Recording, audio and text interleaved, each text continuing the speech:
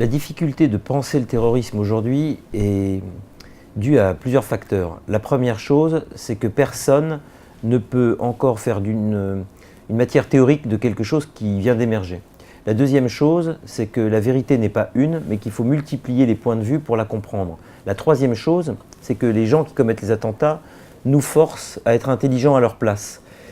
Ils commettent l'irréparable, et cet irréparable, c'est à nous de le penser puisqu'ils ne le pensent pas eux-mêmes. C'est à nous d'aller vérifier au nom de quoi ils font ça. Est-ce que ça a trait avec l'islam, avec la radicalité, un mélange des deux? Est-ce que c'est religieux, est-ce que c'est politique? Ils nous forcent finalement à faire des forages dans les corpus intellectuels pour lire cette réalité.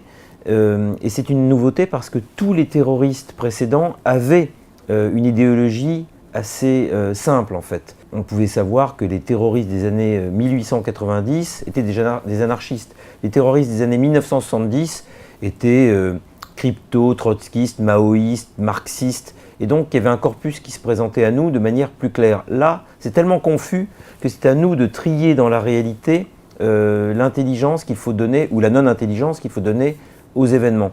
Et donc il faut réinventer une pensée en direct pour lire l'impossible.